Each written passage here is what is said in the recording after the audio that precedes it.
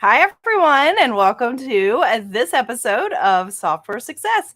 I'm Ashley Jones from Designs and Machine Embroidery, and Software Success is where we talk about all things embroidery software from Dime. Dime has a ton of different types of software. In fact, I think we have 15, 16 different pieces. They all do something a little bit different, can make your embroidery life much easier. And we like to talk about them here and how you can get the most out of your software. So if you haven't already, tell us where you are watching from. Say hi over there in the chat, and we'll just give a little bit of time for everybody to jump in before we get started into our topic for today. So welcome everyone. Leslie from Abilene, Texas. We've got Terry from the Netherlands. Thanks for joining. Julie from Michigan, Owasso, I think that is Michigan. Southern Oregon. Thanks for joining, Paula. Jane from Georgia. Marianne is a frequent flyer here, and we appreciate you. And she says she hopes I'm feeling better. Last week, I had a bit of a sore throat, but I'm feeling great. Thank you for asking, Marianne. So thanks for joining, Tina from Los Angeles, California. Hope you're getting some sunshine over there. And Phil back. Thanks for joining. And then Karen Lamandolan, you guys know Karen. She teaches our lessons. She's part of our education team. She is actually in a Dime booth at an expo right now. So thanks for joining, Karen. So we appreciate you watching. And we've got Bet, my friend Bet from Phoenix, Arizona. So hi, everyone. So good to see all of you guys here. So Rio Rancho, New Mexico. Thanks for joining, Catherine. We've got Colony, Texas. Dawn from Creative Appliques, thanks so much for joining. So Dawn is in Virginia, and she uses our software regularly, so we appreciate her participation and support. Reen Wilcoxon, you guys know Reen from Embroidery Gardens. Reen also uses our Dime software, so thank you so much for joining, Reen. So Annie Price from New Zealand, thank you for being here. Denton, Texas. Wow, very close to our home office, Rosemary. So glad to see you guys here. Now, today we're talking about Perfect Embroidery Pro, and I've talked about Perfect Embroidery Pro 2 other episodes. This is actually the third one.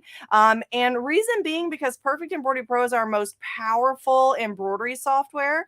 And so it has so many features, I could not get through all of them, even in 4 episodes. But I'm going to do today and tomorrow, or not tomorrow, today and next episode, which will be in 2 weeks on Perfect Embroidery Pro again. And then we're going to talk about a different software. But remember that even though I'm specifically talking about Perfect Embroidery Pro today, we do have some common features amongst our programs that can help you learn those different features. Even if you're not working in Perfect Embroidery Pro, there's a lot of things that are common between all of our programs. So lots of people still joining. So thank you for joining, Nina from Illinois, Quincy, Illinois. And Pamela says it's Michigan and it's in the 80s. Woo, that sounds lovely. Still hot and muggy here in Florida. And I bet that Harriet Ann Palmer can attest to that. She's just north of me. So thank you so much for joining. And then Dawn says, I'll have to save up for PEP. So yeah, it's a really good program, but as you know, you can do, again, a ton of things in other Dime programs, but it really is the most powerful program that we have. So we're going to see some things on that today. So today I'm going to show you one of the features that I get asked about a lot, and that is font editor. So our font editor feature is a way that you can map a purchased embroidery font to your keyboard. So now there are certain embroidery fonts out there that have a specific file format that are native to particular programs, but our program, we can read any machine file format. So if you purchase a font that is your machine file format, it's usually saved every letter as a different file. So I'm going to show you how you can actually create a keyboard font from those purchased files. Maybe you have some that you purchased ages ago and it's your favorite font, something like that. We're going to see that. And I'm also going to talk to you about using our thread palette. I've seemed like I've gotten a lot of questions lately about the thread palette. So I'm going to show you the details on really how to use it and also how to create a custom thread palette. So I'm just going to take it a step further because creating a custom thread palette is a feature only in Perfect Embroidery Pro. So it's a really good demonstration on using the thread palette because all of our software has a thread palette, but then taking it that step further to create your own. And then I'm going to use some of the built-in artwork tools and our shape tool to draw a custom design. So believe it or not, that little pumpkin you see on the screen there, or jack-o'-lantern, I guess it is, was actually just created with shapes in our software. So an ellipse, so our circle tool, also just a triangle for the eyes, but then some edits, and then a rectangle. So we have very powerful editing tools for artwork. And then once you have an artwork design, you can turn it into embroidery. It can be a cut shape. So we'll talk about all of those things. I mean, there's just really so many things that you could do. So as always, if you have questions, put it over in the chat for me. I like to answer your questions. I try to get to every one of them. If I happen to miss one, I apologize, but I do try to answer all of them. And when you ask a question, if you'll start with like 3 question marks, that'll kind of help me pick it out of the lineup and get to your question easier. So if you have questions, make sure that you let me know. So Terry has a question already. She says, can you add additional shapes similar to how you can add motif stitches? Yes, you sure can. You can save shapes and they'll show up in your library. And I can show you how to do that, Terry. That's actually a really great question. So let's head over and start talking about the things we're going to talk about today. And we'll create our pumpkin and then we'll use the font editor to add some text and then generate that keyboard font. So, okay. So again, I'm working in Perfect Embroidery Pro today. Perfect Embroidery Pro is Dime's most powerful embroidery software. And you can see over here in the bottom in my shopping cart. So when you open up your embroidery tool shed, which is the program that houses all of your Dime software, down in the bottom right, you'll see a very long list of options. Those are all of the programs that Dime has that you could purchase. And you may already own some of them and have watched these programs and learned something about your software. Now, I want to point out that I have my Perfect Embroidery Pro that I'm using right now.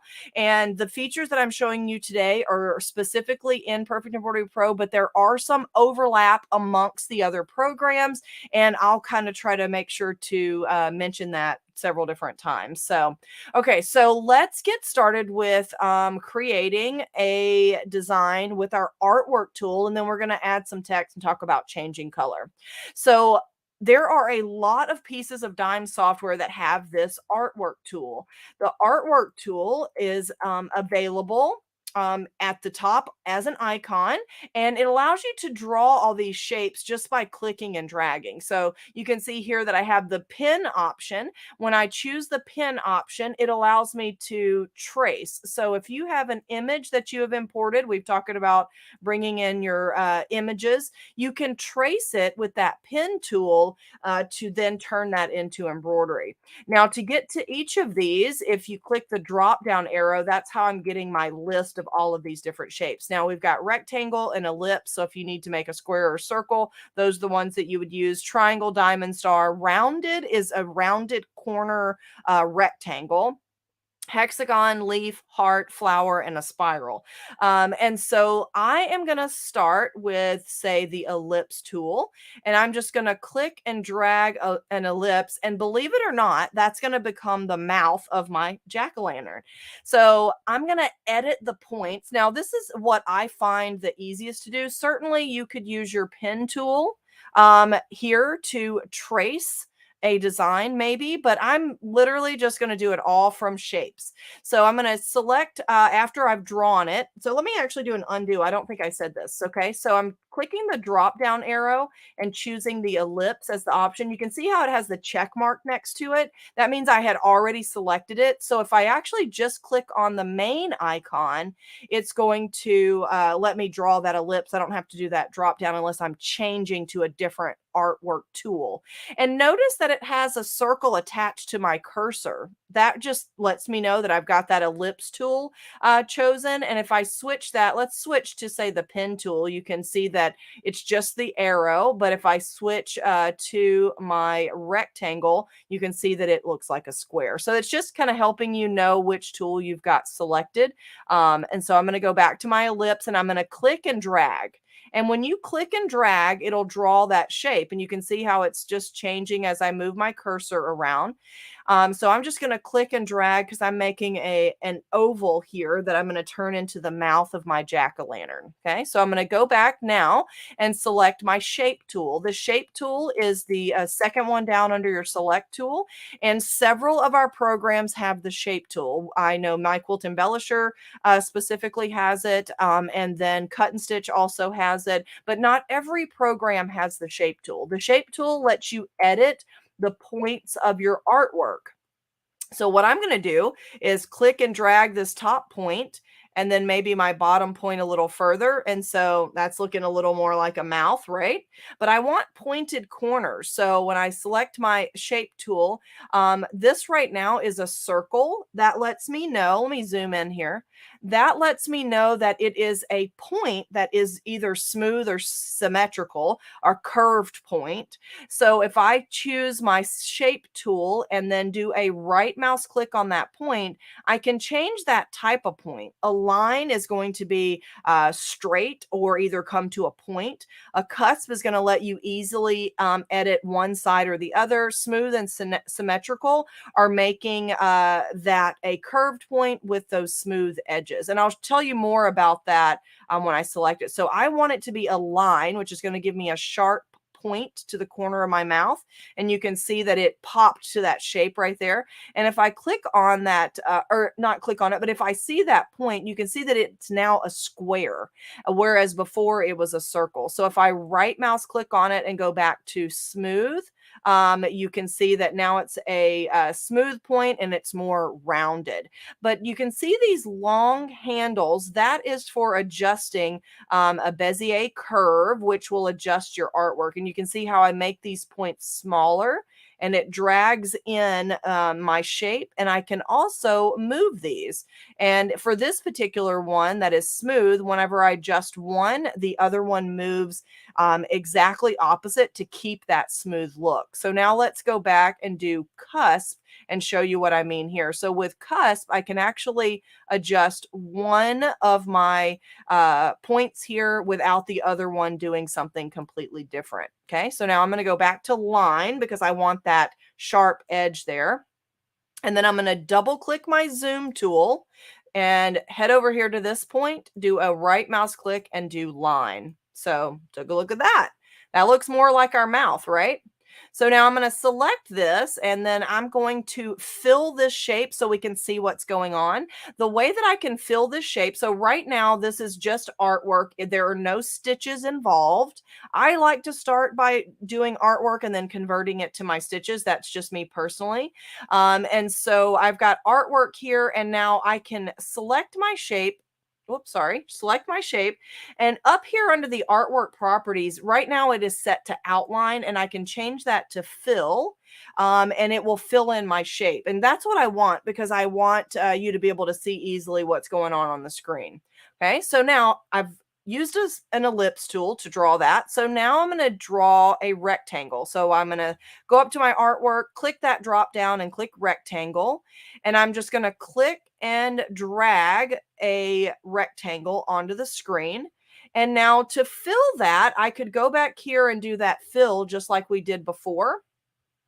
But what I'm going to do here is I'm going to show you another way to fill. If you go to your effects panel, there's a fill artwork option under the fill settings, and I can click that and it'll fill that for me as well.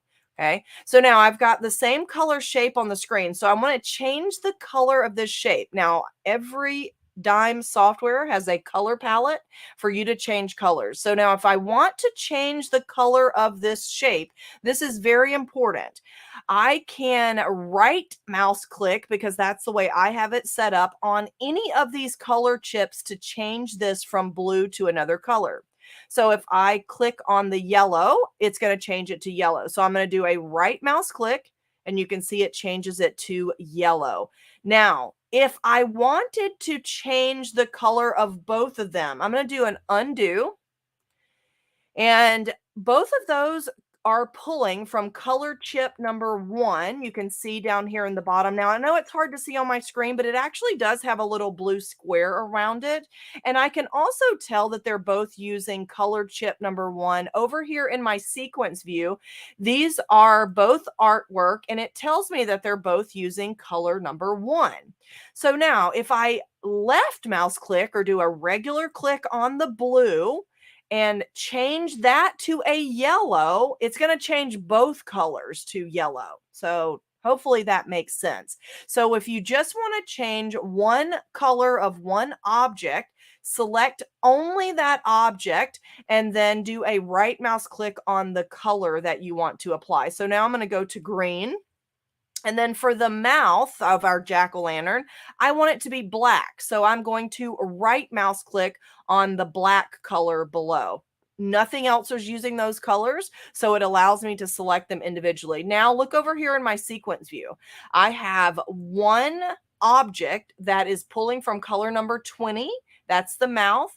I have one object that's pulling for color chip number 6. And that's my rectangle here that we're going to use to help make our mouth shape here. Okay, so using your color palette, another thing that you can do is you can add additional color chips. So right now I've got 20 different options. If I hit the minus key, it will take away every color that I am not using. So now I only have a black and a green color. If I click the plus sign, it'll add another color chip to my color palette, and I can do a left mouse click on that and assign a different color. We're going to be doing a jack-o'-lantern, so I'll go ahead and assign my orange color there for that extra color chip. Okay, so that's just to help you use the palette, and I'll show you about creating your own custom palette coming up in just a little bit. Okay, so now what I'm going to do is copy and paste this shape. So copy, paste, and I'm going to move this down, and I'm just going to kind of angle this a little bit, and I'm going to squish it in just slightly.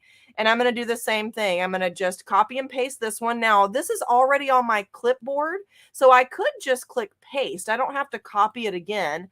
And it pastes right on top, and then I have another shape, and I'm going to angle this one out. And then I'm going to leave it that size, but maybe make this one just a little bit bigger. Okay, so now I've got these rectangles over top of my mouth here, and then I somehow have my this guide here, so I'm just going to right mouse click and move it. I don't need that. So now I'm going to select everything. I'm going to do a right mouse click, and under shaping, I'm going to use the trim tool. Now, if you have cut and stitch, you can also use subtract, which does what we're about to do and removes the pieces all at one time. So I'm going to click trim, and what the trim does, it actually cuts out or trims the area underneath these shapes that are on top. So look what we just did. We just created our jack-o'-lantern mouth, right? So now I don't need these rectangles anymore. So I'm going to go over to my sequence view and click this object here, this selection. It's not one object, it's actually all three of them in one colorway. So I'm going to select there and press the delete on my keyboard. So, because I've got my mouth. So is that easy or what? Okay, now let's create our eyes and our nose. Okay, so I'm going to go back up to my artwork tool for the eyes. I'm going to use a triangle, and I'm going to click and drag the size that I want those to be. And this is going to be our eye, but we're going to change the shape a little bit. And I'm going to change that to a fill. Remember, you can do it here or under your effects panel. Now, notice this time, instead of blue, it automatically came to black, because when you draw a new piece of artwork, it always pulls from your color chip number 1, unless you select another color prior to drawing. And I'll show you what I mean about that. So Let's zoom into just our eye. And I'm going to choose my select tool, and I'm actually going to go ahead and change this to, let me change it to the green so that you can see my points a little bit better. Okay, so I've got my select tool there, and you can see those points show up on the corner. So what I'm going to do here is I'm going to do a right mouse click and say add a point. And I'm going to do that over here a little closer to the other side. So right mouse click on your line somewhere kind of close to the edge, and then say add point. And now I have 2 additional points here. And so why I did that is because I wanted to be able to adjust this line, and you can see that it breaks at those points. Now, I want this line to stay pretty much straight. And because these are curved points, that's why it curved below when I pulled this up. But I can just simply do a right mouse click and change this to cusp, and that'll allow me to straighten out this piece. And I'm going to do the same thing over here. Right mouse click, cusp, and then this handle I can straighten out to make that point straight. So now I've got this kind of shape for my eye instead of just a plain triangle. So, but it's up to you. You can have whatever you want. Now I'm going to right mouse click to turn that back to black and slide it up a little bit here. And then now I'm going to select green first with my mouse. And then we're going to go up and do the artwork tool. Oops, sorry. And this is doing the, let's do the circle here. We'll just copy and paste that eye. I'm going to do the circle. And then I have my green selected. So you can either select it that color before you do the artwork tool, or after you select it, do that right mouse click on the green. So now when I click and drag, it's going to make that my green color. So that's using your color palette there. And I'm going to go over here to my effects panel and click to fill that in. So now we have one eye, the nose, and the mouth. For the eye, I'm actually going to just copy it, paste it. It pastes it right on top, so I can click and move it over. But I'm going to mirror image it just to make it look a little bit different, because that little arc in the eye is a little bit offset. So then it'll be a little bit different here. You could also slightly angle these if you want. It's really up to you for the look that you're going for on your jack-o'-lantern. So I'm going to select these pieces here, and then I'm going to do a right mouse click to change them to black. So to select them, you can drag a box around it by clicking and dragging, or you can hold down your control key, and you can see how my cursor has a plus. That's going to add it to my selection. Now all 3 are selected, and I can right mouse click on black. Now for the mouth, let's talk about this. So let's say that you did all this editing and you're not happy. Well, you can keep editing. So I can choose my shape tool again. And I think I want a little bit more of an arc on the mouth of my jack-o'-lantern. So I just click and drag those points up. Now, once I've got them where I want them, I can either do a right mouse click or press enter on your keyboard. And I kind of like that better. So I think that looks pretty cute. Okay, so I'm going to, and then I'm going to move this a little bit out of the way. Okay, so now for our pumpkin, I'm going to use the ellipse. Now, I am not an artist. I'm just using shapes to do this. So I'm going to click and drag this oval, and I'm going to go ahead and change that to orange. Right now it's green. So if I do my fill option, you can see it's green. And I'm going to do a right mouse click on color chip number 3 to turn it to orange. That's the only object that is orange at the moment. Okay. So then I'm going to just copy and paste this, copy, paste. And I'm going to slide this over, and then I'm going to do the same thing. I'm just going to paste because I already have it copied. So all I have to do is paste, and I can slide this one over here.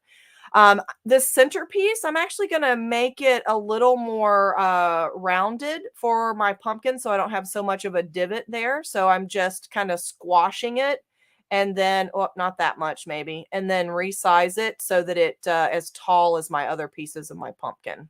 So hopefully that makes sense. And of course, you can always change it after the fact. Okay. So now I've got 3 pieces of my pumpkin here, and I'm going to do a select all of those by doing my control key. Or you can go over here to your effects panel and just click on the orange object, and it'll select all 3 underneath. do a right mouse click, shaping, and weld. Weld actually is going to combine these three shapes into one, but notice how it kind of keeps that shape of them across the top there. Now, for a pumpkin, I don't love this part up here, but hey, that's okay. We can still edit. So I can choose my shape tool again, and I can actually edit these points a little bit. So I can use my curves to edit them, and then you just make these adjustments. If you haven't ever used Bezier curves, just play with them. They're really fun to just play with. So these I'm just going to click and drag to make it more rounded. Oh, I think that's looking cute. I'm going to do less of a point here and then kind of move it a little bit to the center. I'm just click and drag, click and drag. And of course, not every pumpkin is the same, so it can be different.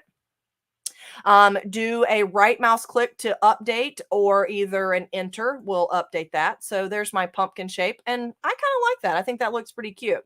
So I'm going to select my pumpkin and I'm going to do send to back. So this icon here just puts it in the order so that my orange is first and then the black of my jack-o'-lantern face is next. So isn't that easy or what? So I just love this. So there's so much you can do with your software. Now, all we need is a stem. So I am going to use a rectangle for that. So I'm going to go up here to my artwork tool. If I click on it, I can see that the ellipse was the last thing that we drew. So I want to do that drop down and choose my rectangle. And I'm going to click and drag a narrow rectangle because this is going to be the stem. And then let's zoom in so you can see what we're doing. Now, this color is pulling from the green, which is actually exactly what I want. Now let's fill it in. So remember, you can go to your effects and click fill, or you can choose drop down and fill from your artwork properties. So now for the stem, all I'm going to do, I'm actually going to choose my shape tool again, and I'm just going to pull these 2 points out a little bit.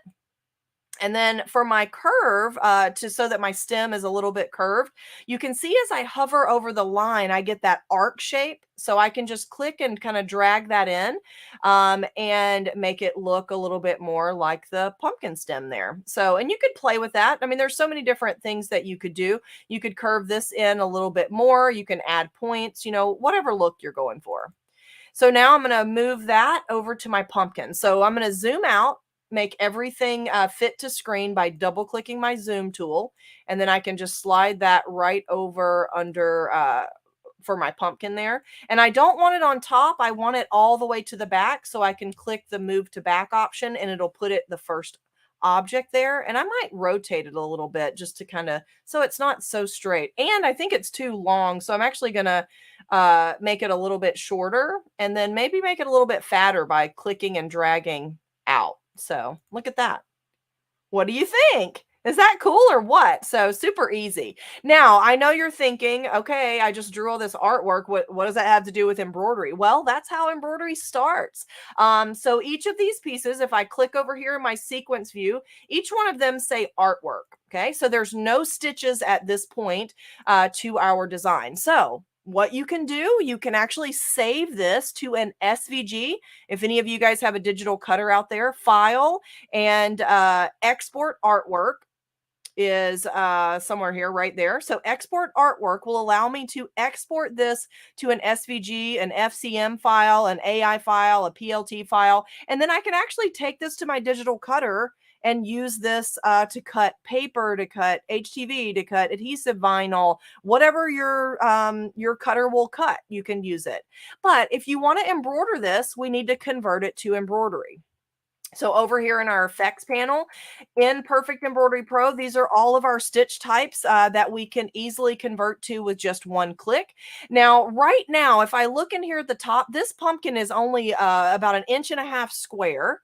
And so I'm actually going to make it a little bit bigger so we can make it an applique. But before I do that, let's just make it a fill stitch so you can see what would happen. So if I click, I can turn that orange into fill. Now, right now, the jack-o'-lantern part is still artwork. So if I select all those pieces and turn that into fill stitch, I can do a right mouse click, and under my utility, I have remove overlap option. If I do remove overlap, it actually will cut out the stitches underneath so that I don't have that build up of stitches. Now, in this example, you can see it looks really jagged, but I am zoomed in 184%. So if I zoom out, you can see that when it stitches, it's going to look a lot different than it does when we're really far zoomed in. But I'm actually not going to leave it like this anyway. I want to convert it to an applique, so we're going to make that bigger. The stem here probably can be a satin stitch. So we just click and turn that into a satin stitch. Okay.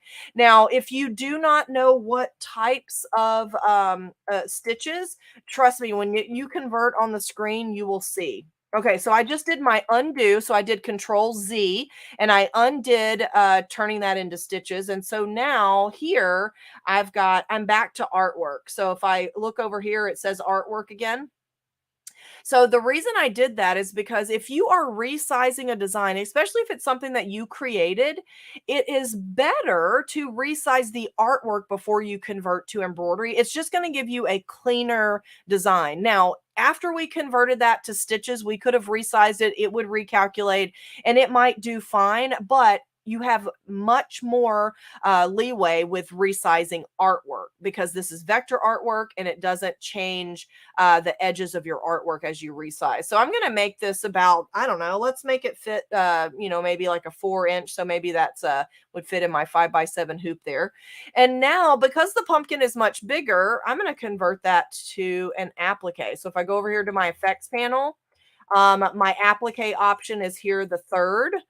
In the middle on the outlines. And for the eyes, you could do applique. Let's see what that looks like.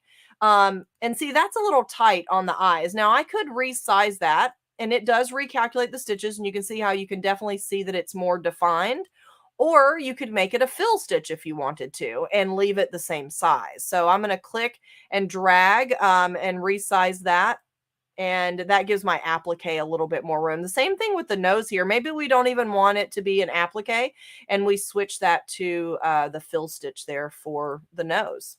And then for the stem here, now that we've resized, it is a little bit bigger. So the satin stitch may not work, but let me show you if you click to add that stitch and it's not really a great choice. Look what happened. It actually split up the design for me. Now I could correct that. You guys have actually seen us do this kind of correcting. So these angle lines and these split lines all can be changed and adjusted. But notice when we had it earlier and it was smaller, it just did it really easily.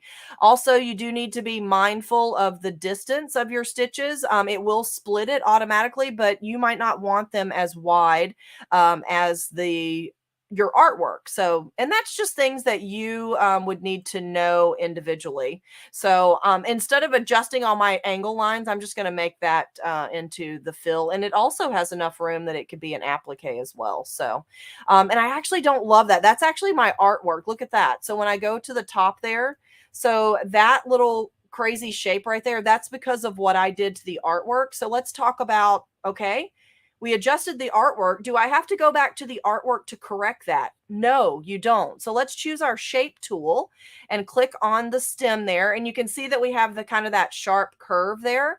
And so if I just simply right mouse click on this and change this, so let's change it to the line option for my point. That's going to make it that perfect point. And then I'm going to do a right mouse click to make it accept or set that, and you can see, and I think that looks much better. I still have a little bit of the shape on the left, which I think is, really cute, and so that'll be perfectly fine over there. But now I've got my design converted to mostly applique with a little bit of fill there as well.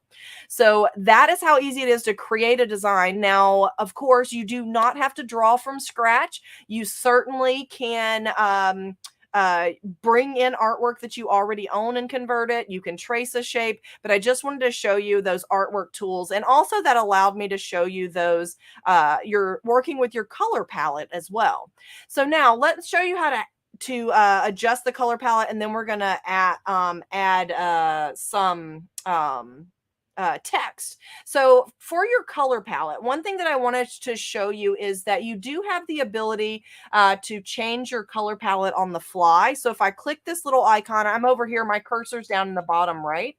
I can click to change my color palette. And right now you can see that I have exquisite colors.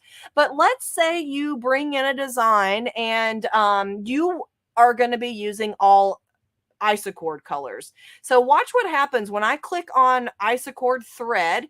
It switched every one of those to isochord. And what it did was it figured out the closest matching color in that isochord palette. So Perfect Embroidery Pro has an automatic thread converter because you can go in here and select any of these built-in palettes for the different types of thread. If you use Robeson Anton, so choose the Robeson Anton and it'll switch to those colors and try to change that to the closest color of what you had.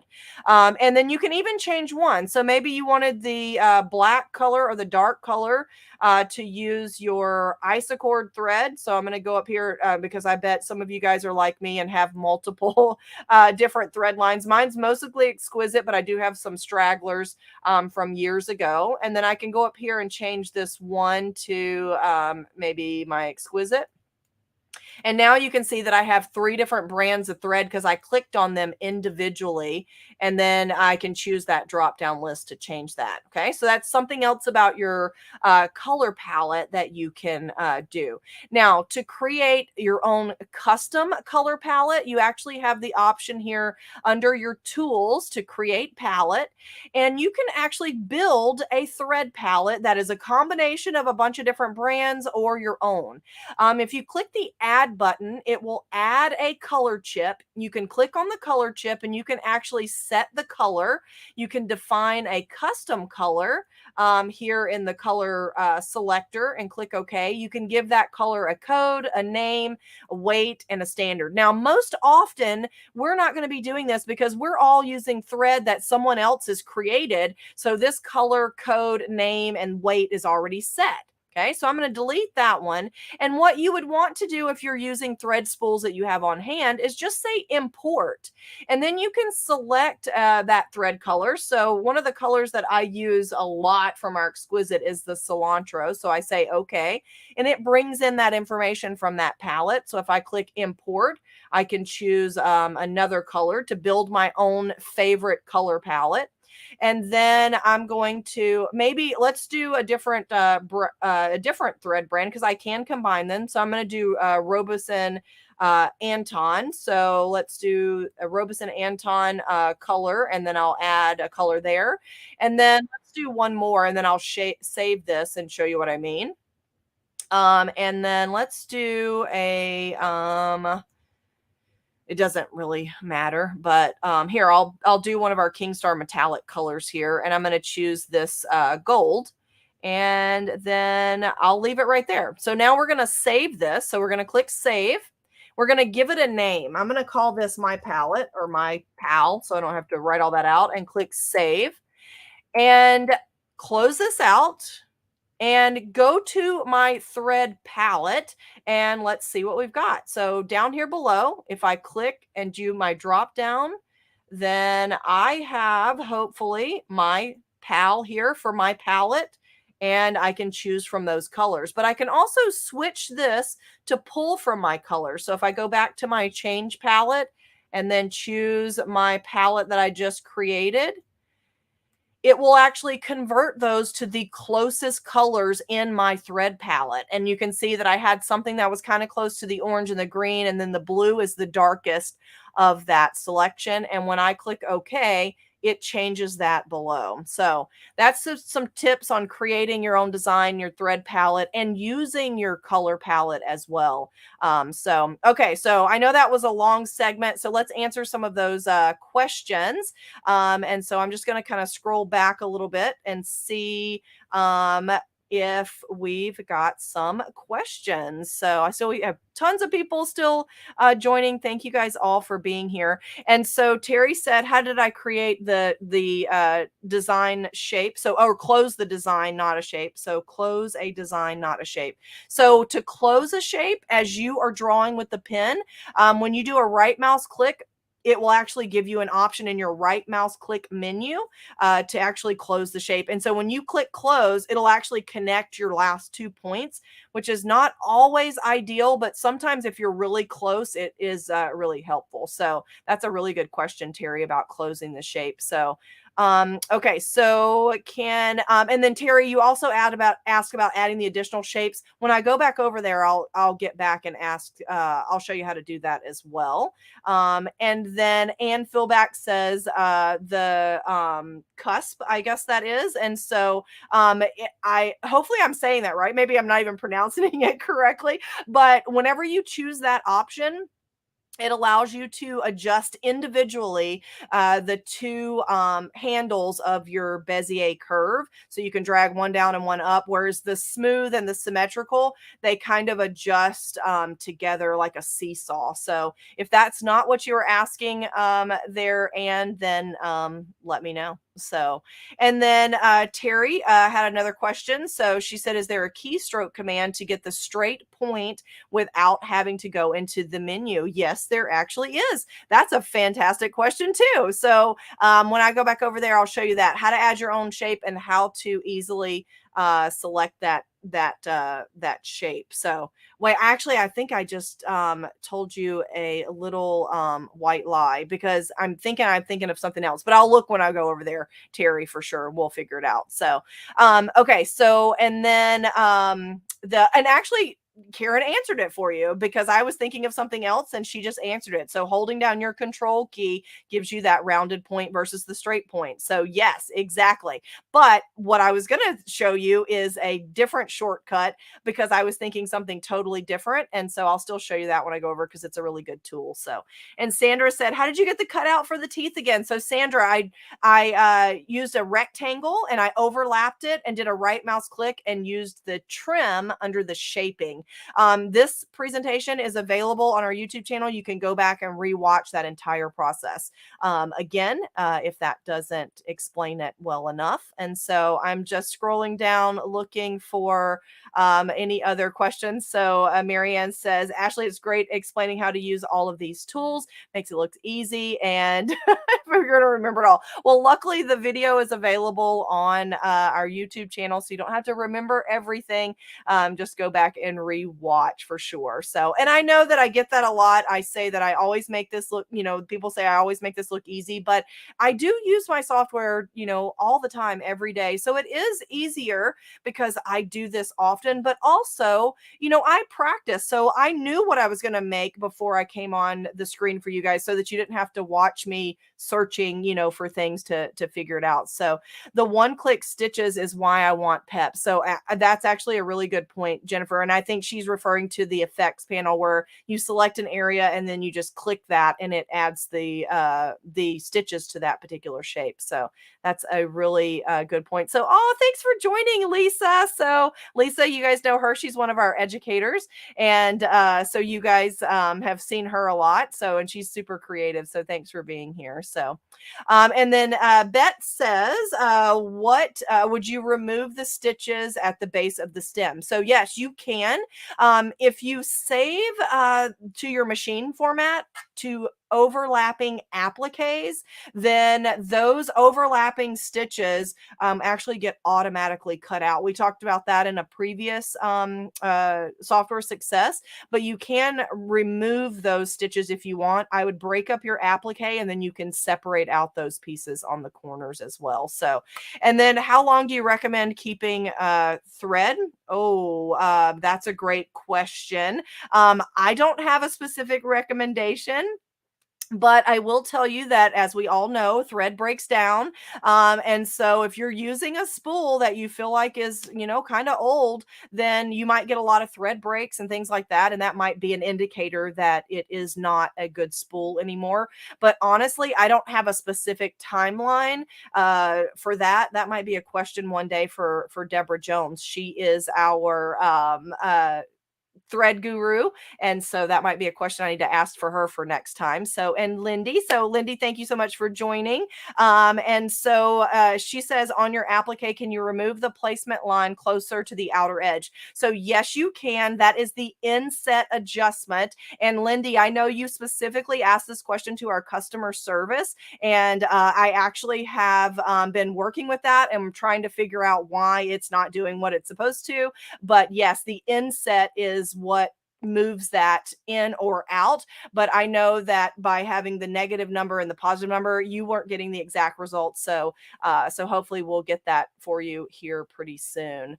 And so let's see what other questions we have. So April says, is the palette creator only in palette? It is. So to create your own custom thread palette is a Perfect Embroidery Pro feature, April. So absolutely. So, okay. So, I don't see any other question marks. I see lots of good comments. So about the liking the thread, creating your thread palette.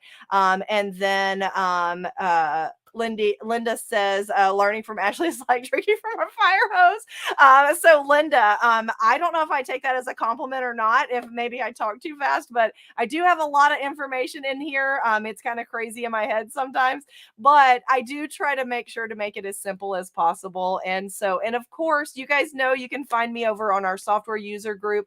Head over there, ask us specific questions. We have so many users that know so much about our software. So even if I'm not the one answering, sometimes you get an answer from someone else, but it makes more sense because, just the different way that people explain things. And so, but yes, I know a lot of information, but again, like I said, I love my software. I use it, more than just once a day. I'm in it all the time. Okay, so let's head back over and let's answer some of Terry's, the two questions that Terry answered that I feel like would be good to answer on the screen. So she asked about saving your own shapes. So I'm going to do my undo here a lot of times, and let's get back to, just our pumpkin shape here. Now, not only could I do undo, but because I created this in the software, let me do a redo. I could simply just select over here to convert it back to artwork. Because I created this in the software, it converts back to artwork cleanly. But if you're doing a design that you brought in, it'll still let you convert it to artwork, but it might not be as clean as it is whenever you've created it like this. So let's say that this is your favorite pumpkin shape, this one right here, and you want to save that in your software forever. So up here under your text tool, you actually have some applique shapes, monogram designs, and motif shapes as well. So the applique shapes, this might be a good place to save those. You can see those are silhouettes, and you can use those in the software to do just what we did today, but you can also save to them if you have Perfect Embroidery Pro. So I've got my shape selected. So I'm actually just going to cut it and paste that onto another workspace. And to save that shape, if I go to File and Special Files, we talked about this last time a little bit, and I can save to these different file types here. So if you save to a library file, you could save that and put that in that folder. So if I click Save to Library File, it usually goes to the location of where those are, and you can see that it is an LDF file. And then each one of these folders correspond to our folders in the software, not just Perfect Embroidery Pro. If you have multiple pieces of software, this would correspond to those, like bubble text, for instance. That's from my Word Art and Stitches. So if I save that in that bubble text, it's going to show up in my Word Art and Stitches. Okay. So yes, you can save to those file formats, and then it will show up in your library here whenever you click. So that is one thing. Now the curved points. So let me show you inputting your points. So I'm going to click my drop down and do my pen tool. And when I click here, you can see that it gives me the square because that is my line point. And just as Karen pointed out, if you click your control key, then it's going to do a curved point. But what I was thinking that you meant, which I think that Karen answered your question more precisely, because I think that after reading your question, that's what you wanted. But I also wanted to point out, when you have your artwork tool selected, look at down here. Now I can't point to it and show it at the same time because I have to be on my workspace. But everybody, when you're looking at the screen, watch right below my color chips down here, and I'm going to scroll back to my screen here, and then click my art. I'm on my artwork tool, and notice how it down there, it says, I know you can't read it because it's really small, but do it on your screen so you can see it. But it says input artwork points. It gives you some shortcuts that you could use. So right now I have simple draw selected, and I have the option to do an F to go right to freehand. So it'll go right to being able to click and drag to do whatever. And then I can go to B for my Bezier curve. So that's when I click, and you can see those handles. I know this is a mess. And you can also do the backspace. It tells you to remove. And also there is a shortcut to close the line. I'm going to do the backspace here till I get to something a little bit better. So let me do my simple, and let's do that close also because Terry asked about that. So I'm going to just do a couple of points here. And I'm going to leave this one open. And if I click the C on my keyboard, it automatically closed that for me. So if I do that again, I can click C, or I can do a right mouse click with my shape tool, and then the close line is under that option right down here at the bottom, and it will add that point for me. So either a right mouse click with your shape tool selected, or as you're drawing, a C on your keyboard. And you do not have to remember that. If you have your artwork tool selected, there are those shortcuts that are right underneath the color palette there. So really easy, right? Okay, so now let's talk about bringing in a font. So if I want to add some text to my little pumpkin design here, and I'm going to put my pumpkin back there, and let's add some text. Okay, so you guys know that we have our text tool you can use from any of the built-in fonts, but let's say that you have a font that you purchased ages ago, and it was given to you in your machine file formats. Okay, so over here in my design library, I have a sample one just to show you. I didn't have a ton of purchased fonts, but I found one from a very long time ago.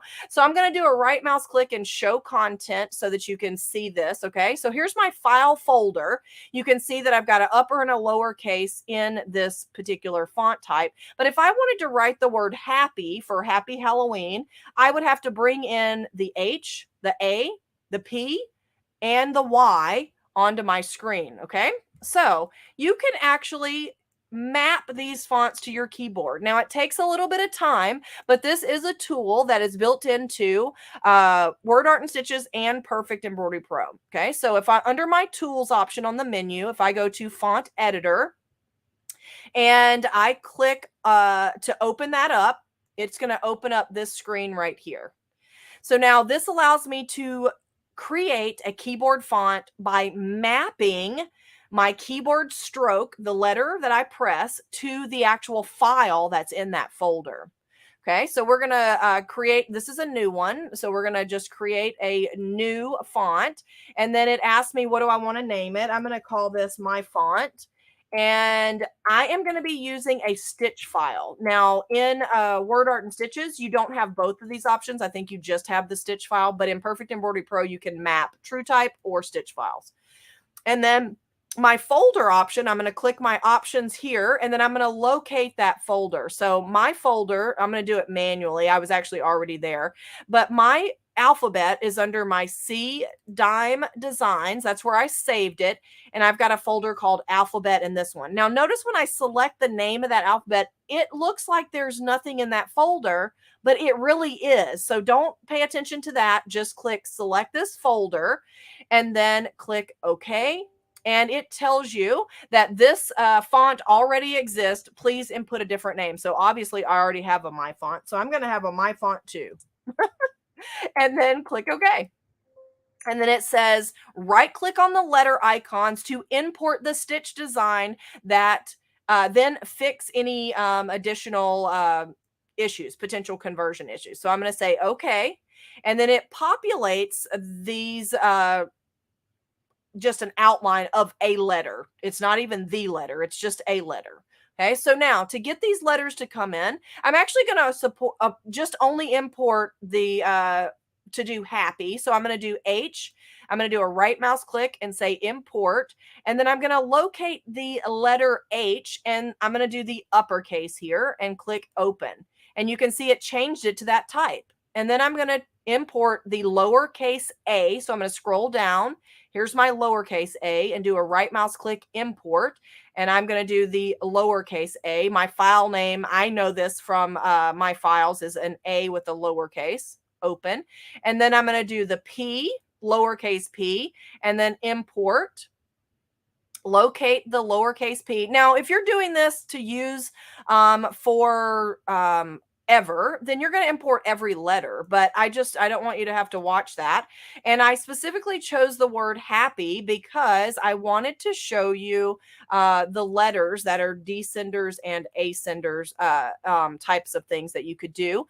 And this is actually a question that I know Dawn from Creative Applique specifically had. So Dawn, I think this will answer a question for you. And so I'm going to choose the lowercase y and click OK. Okay. Now, these other settings, you can leave the default if you want, or you can make adjustments because you can adjust the height range because it will let you resize. But this is one thing you absolutely have to do. The reference character is set to the letter M because M is most often one of the widest letters in your alphabet, and it uses that reference character to create the distance or the spacing between your letters. So I'm going to go up here. Now I could change that. Let's say we don't want M. Maybe W is the widest letter. So I changed it to W. I'm going to go over here, right mouse click on my W, and then import the uppercase W.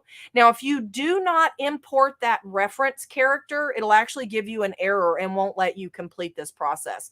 Now, this particular list, if I scroll down, you can see that I even have characters that I can import. And if you're importing characters from other characters from other languages or things like that, you can drop down and do that there. But I'm just going to leave that the basics. And then I'm going to click save and show you what it does. Now, when you click save, it looks like nothing happens because it leaves this open.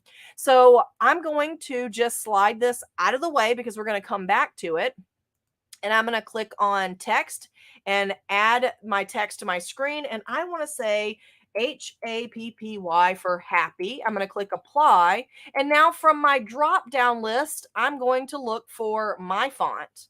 So if I scroll down, there's my font 2. The software was right. I already had a my font. So my font 2. And look at that. Just from me typing this down on my keyboard, it brought it in. But here, let me give you a tip. So this particular font, you can certainly type it like this. And I actually think this is pretty cute for a Halloween design where the letters that are normally the descenders are aligned all with my text. But let's say you don't want that. So I'm going to go back over here to my font editor and I am going to double click on the P. Double click it and you see it opens up behind me. I'm going to slide this out of the way and look at all these lines on the screen. So I'm going to select my letter P and I actually need to select the whole thing. And I'm going to slide this down below this pink line and save that. So I'm going to just save it up here. Save the file and it saves it back in place. And then I need to save the text again. And I'm going to slide this out of the way. And then I'm going to go back over to our pumpkin here. And then I'm going to remove this so that it can just pull from it again and do it again. So when I click On the screen, I'm going to do HAPPY and click apply.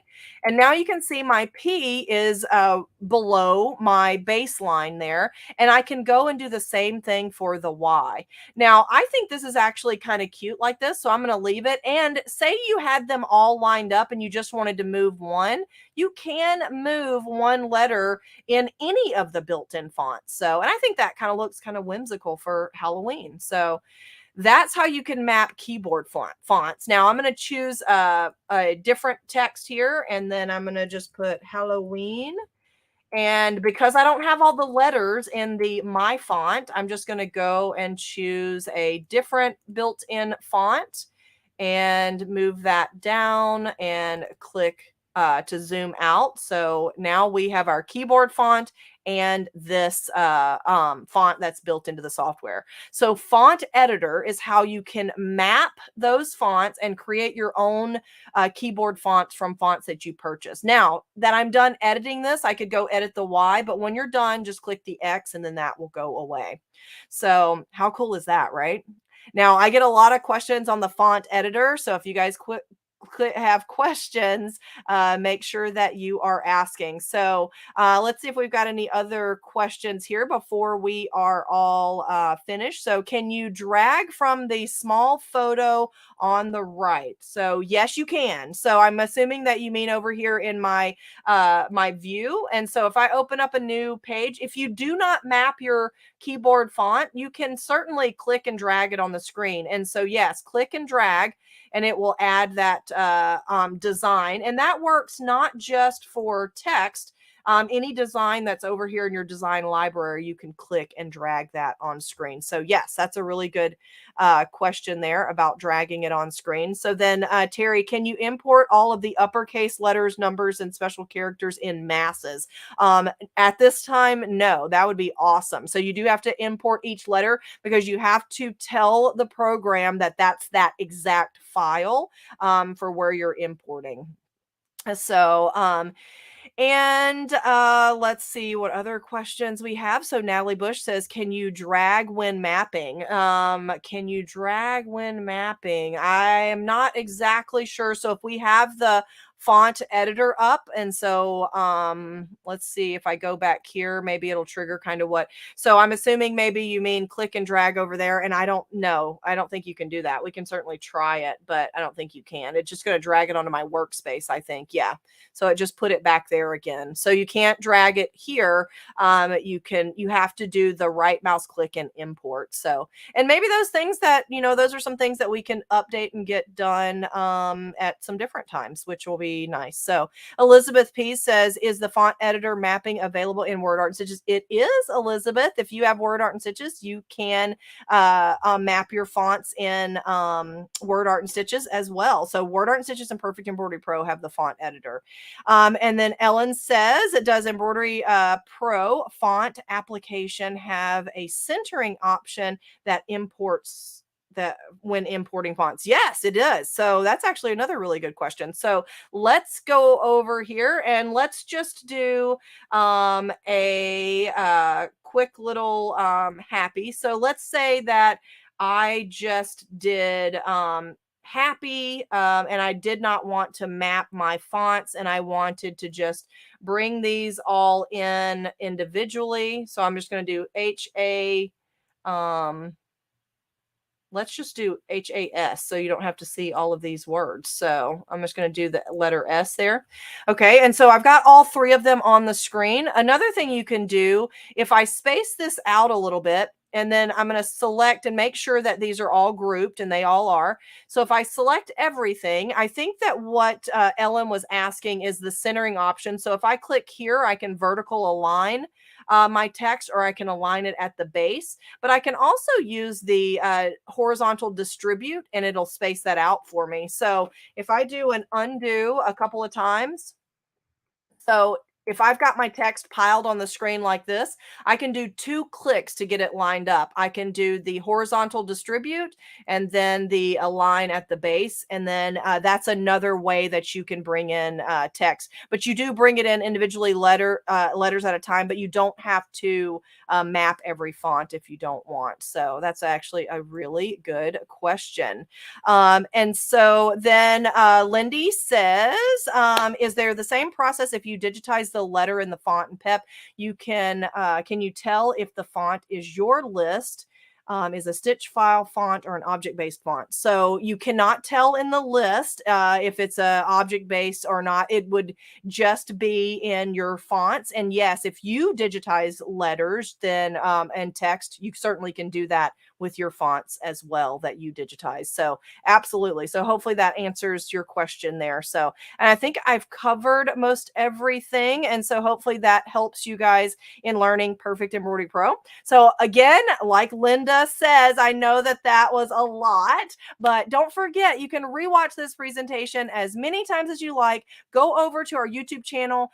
You can watch all of Dime's past Facebook and YouTube lives. And they're even sorted in categories, so you can get right to the software success or the between friends if you like. And next time that I see you, I am going to just talk about Perfect Embroidery Pro one more time. So I will be back here for another software success on October the 17th, again, 1 p.m. Central. And we're going to do Perfect Embroidery Pro again. I haven't decided yet which topics. I'll figure those out. I'm trying to keep things where they are some specifics to Perfect Embroidery Pro, but I also like to show some things that everyone can do in their other software as well.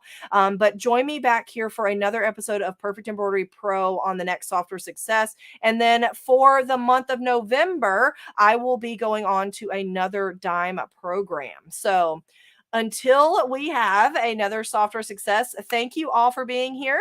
And I will say bye for now and see you next time.